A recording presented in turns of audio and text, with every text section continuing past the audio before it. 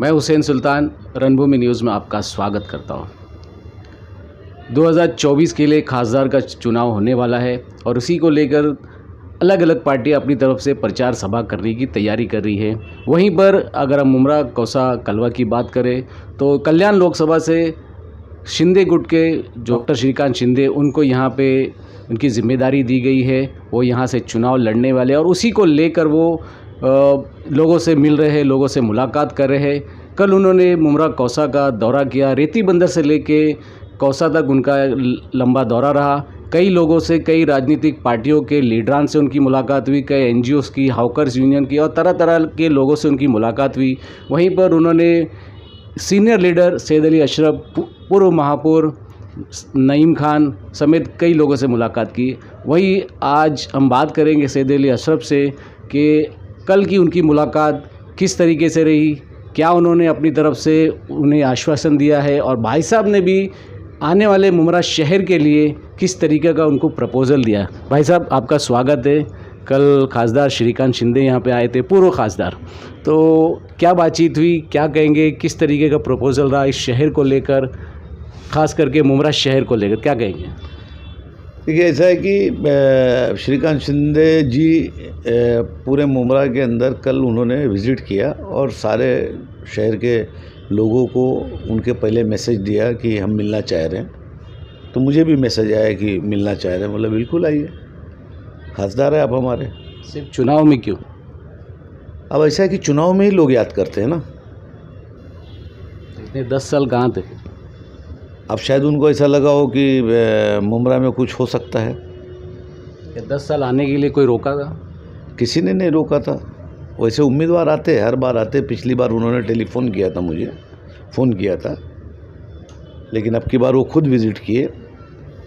तो विज़िट किए तो जैसा होता है कि भाई कोई उम्मीदवार आता है उसकी इज्जत मान सम्मान करना चाहिए। वो हम लोग ने किया, हमने किया। शिवसेना का एक ऐसा रुझान है कि मुमरा कौसा से शिवसेना के लिए मुस्लिम वोट नहीं जाता, इसीलिए लोग यहाँ से 10 साल तक नहीं आ रहे थे और यहाँ का शहर का काम नहीं हो रहा। ये बात बिल्कुल सही है कि वो नहीं आ रहे थे, अब अप्रोच कर रहे हैं। मैंने भी ये बात रखी, ऐसा नहीं कि आप जो बोल रहे हो बोले, मैंने भी रखा। लेकिन जब से जागे तब से सवेरा, क्या बोल सकते। कोई हमारी दादागिरी तो है नहीं कि हम उनके ऊपर दादागिरी कर सकते। उन्होंने बोला कि आगे बताइए, हम यहाँ पे क्या काम करना चाहिए। मैं बोला यहाँ काम तो बहुत है। सबसे पहला काम तो आप हमको एक डिग्री कॉलेज बना के दीजिए हमारी बच्चियों के लिए। आप खासदार हो और माननीय मुख्यमंत्री जी के साहबजादे हैं, आप बेटे हैं उनके, तो हमको एक लड़कियों का जो है गर्ल्स डिग्री कॉलेज बना के दे दीजिए और फ्लाईओवर ब्रिज दीजिए हमको कि मुमरा का ट्रैफिक का सिस्टम ख़त्म हो, शहर से पूरा ऊपर से गाड़ियाँ निकल जाएं, फिर नीचे ट्रैफिक ऑटोमेटिकली कम हो जाएगी। तो क्या कहा उन्होंने बिल्कुल कहा कि हम ये काम करके देंगे। मैं बोला देखते हैं। बोले हम अपने मैनिफेस्टो में डालेंगे। बोला डालिए आप मैनिफेस्टो में। हमारा स्कूल का हमने कहा कि कौसा के अंदर जो हमारी स्कूल है उर्दू मीडियम, जिसमें 6000 बच्चे, महाराष्ट्र में पहली स्कूल है कि जिसमें 6000 बच्चे पढ़ते, क्योंकि अब स्कूलें सब खाली हो गई हैं। हर आदमी अपने बच्चों को प्राइवेट पढ़ा रहा है। इवन ग्रामीण में ले लीजिए, शहरों में ले लीजिए, इवन थाना में ले लीजिए, म्यूनसिपालिटी स्कूल में बच्चे नहीं हैं। ये सिर्फ गरीबी है हमारी कि हमारे यहाँ सबसे ज़्यादा बच्चे मुमरा म्यूनसिपालिटी स्कूल के अंदर है।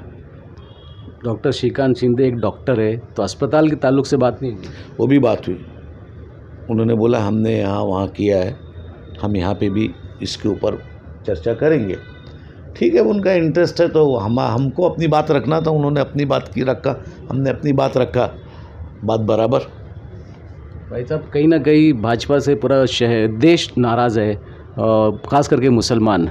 तो कहीं ना कहीं ये जो उम्मीदवार है खासदार, वो भाजपा अलायंस में ही है, तो क्या कहेंगे? हम कहाँ सपोर्ट कर रहे हैं? अरे भाई, वो मिलने आए थे। और मैं एक बात फिर बता रहा हूँ आपको हुसैन भाई, कि पूरे देश में नाराज़गी, हर आदमी नाराज़, त्रस्त है भाजपा से, त्रस्त है। मुसलमान ने, मुसलमान को तो लड़ाने के लिए रखा गया है कि मुसलमान लड़ो भाजपा से, है ना। हर गरीब परेशान है, हिंदू परेशान है, मुसलमान परेशान है, सिख परेशान है, क्रिश्चियन परेशान है, चर्चों पे हमला किया जाता है, मस्जिदों के सामने डीजे बजाया जाता है, सब है। जब तक चुनाव पब्लिक नहीं लड़ेगी इस देश में, जिस दिन पब्लिक लड़ गई चुनाव ना, उस दिन भाजपा जीरो हो जाएगी यहाँ पे। मुझे नहीं लगता 130 के ऊपर आने वाली है, जिस तरीके के हालात हैं। श्रीकांत शिंदे के सामने जो इंडिया अलायंस का जो उम्मीदवार दिया गया है, क्या लगता है आपको किस तरीके से वो चुनाव होगा? वन साइड जा रहा है या क्या कहेंगे? मुझे नहीं लगता कि डरेकर फाइट कर रही है, क्योंकि वो पता ही नहीं किधर है। हम ही लोगों ने मालूम उम्मीदवार कहाँ है, जबकि इंडिया अलायंस के लिए हम लोग तो बैठे ऑफिस ले के, हमारा तो ऑफिस परमानेंट ऑफिस है। अभी तक हमको मालूम ही नहीं उम्मीदवार कौन है। इंडिया अलायंस का ना कोई मीटिंग हुई थाना में कि हमको काम करना है। कांग्रेस, राष्ट्रवादी कांग्रेस, शरद पवार गट और शिवसेना, ऐसी कोई सम्मेलन मीटिंग नहीं हुई। तो मुझे नहीं लगता कि स्ट्रांगली लड़ाई होने वाली है यहाँ पे। जो लड़ाई डावकरे साहब के टाइम हुई है वही ओरिजिनल लड़ाई है, बाकी अभी तक तो मैं लड़ाई देखा नहीं। इंडिया अलायंस के प्रवक्ता है डॉक्टर जितेंद्र आव्हाड और उनकी एक कॉन्स्टिट्यूंसी भी है, तो क्या लगता है यहाँ से कितने वोट मिलने की उम्मीद है? अब देखिए, लोगों के रुझान के ऊपर है। मैं तो ये बोलता हूँ कि मुसलमान कसीर आबादी के अंदर क्या नाम है निकल के वोट दें, क्योंकि हमारे एरियो में परसेंटेज बहुत कम रहता है। लाख चिल्ला लो, लाख बोल लो, लाख व्हाट्सएप पे बहस कर लो, आप देखिए परसेंटेज कितना होगा। जब लोग उतरेंगे तो मुझे मालूम है कि भाजपा के खिलाफ ही वोट गिरेगा। कहीं ना कहीं जो भी वोट मुमरा कौसर के गिरेगा वो आव्हाड साहब को देखकर ही गिरेगा। ऐसा नहीं, मुसलमान जो है क्या नाम है अपना, कहीं ना कहीं बीजेपी से सख्त है तो उसको देगा। और आव्हाड साहब के बोलने पे भी भाई उनके चाहने वाले हैं वहाँ, यहाँ से एमएलए हैं, तो उनका तो हक बनता है कि यहाँ से तो लीड उनको दिलाना है। तो कहीं ना कहीं उनके लिए चैलेंज लीड मिलेगी, उसकी क्रेडिट उन्हीं को मिलने वाली है, हमको थोड़ी नहीं मिलने वाली है ना। भाई जो हमदार रहेगा, कैप्टन है, तो उसको मिलेगा ना, तो वो क्रेडिट उनको मिलेगी और वो पूरी मेहनत करेंगे यहाँ पे कि ज़्यादा से ज़्यादा लीड करा के देंगे। तो उससे इंडिया अलायंस के वो प्रवक्ता है, तो उनका एक सीट है, यहाँ पे एक ही सीट है,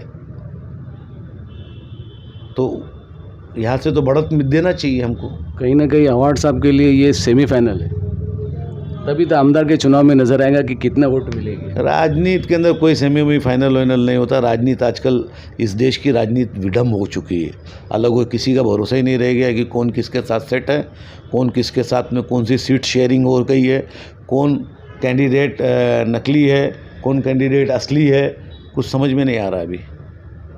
तो अभी तक तो क्या वजह है कि अभी तक आव्हाड साहब ने आप लोगों से, खास करके आप जो जिम्मेदार है यहाँ के, उनसे मुलाकात नहीं कराई दरेकर की? अब वो आव्हाड साहब से पूछा जाए कि आपने अपने क्या नाम है अपना मुस्लिम कार्यकर्ता या मुस्लिम सम्मानित लोग या उनसे अभी तक क्यों नहीं बात कराया या उन्होंने मीटिंग क्यों नहीं किया, वो आप उनसे बात कर सकते हैं। वो जिस दिन बुलाएंगे मीटिंग के लिए हम लोग जाएंगे। तो अभी आप किसके साथ में रहेंगे? अलायंस के साथ? मैं तो सीधी सी बात है, इंडिया अलायंस के साथ रहूँगा। उसमें कोई आप क्या समझ रहे हो कि श्रीकांत शिंदे जी ऑफिस पे आ गए तो मैं वो हो गया क्या, इतना हल्का हूँ, है ना। अपने अपने विचार हैं, मेरे अपने विचार हैं। हाँ, लेकिन कोई ये बोले कि कोई आएगा नहीं तो ये गलत बात है। हर आदमी आ जा सकता है, आप आओ जाओ चलेगा। हमारे यहाँ कोई आ जाए तो बीजेपी और भाजपा हो जाता है क्या? ये गलत तरीका है। और आप लोगों को भी मैं बोलता हूँ, आप लोग भी ये सवाल करना बंद कर दो। चुनाव है, हर आदमी आएगा जाएगा, चुनाव से ये तय नहीं। जब हम मैदान में उतरेंगे और कोई पार्टी का काम करेंगे या कोई करेंगे तब बात करो। तो आप ही के यहाँ पे आ जा सकते हैं, लेकिन और जगह पे आने जाने की पाबंदी है। ऐसा है कि डरते हैं लोग, सेटिंग सब करते, बात सब करते, लेकिन फिजिकली होने से डरते हैं। मैं डरता नहीं हूँ।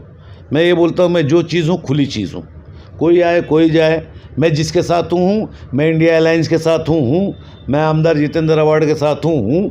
जिस दिन नहीं रहेगा पहले बोल दूंगा, भैया नहीं, टाटा बाय बाय। उसमें क्या है, किसी का खाते है क्या? कोई पॉलिटिकल पार्टी हमको वो देती है क्या, खर्चा देती है क्या महीने का ऑफिस चलाने का? तो हम काहे के लिए, जो हमको अच्छा लगेगा हम करेंगे। भाई साहब, इंडिया अलायंस की तरफ से कोई भी मुस्लिम उम्मीदवार नहीं हुआ है, उसको लेकर क्या कहें? ये पूरे अफसोस की बात है कि हमको एक सीट नहीं, पूरे महाराष्ट्र में वोट हमारा चाहिए, वोट हमारा एकदम पक्का चाहिए, लेकिन सीट नहीं देंगे क्योंकि हमारे दूसरे भाई नाराज़ हो जाएंगे। हमारा वोट लेना चाहिए, इस पे कोई बात नहीं कर रहा है। बहस ये पड़ी है कि बीजेपी के साथ हो कि इसके साथ हो या उसके साथ हो, बहस इस पे होना चाहिए कि हमारा एक उम्मीदवार तो दो ना आप।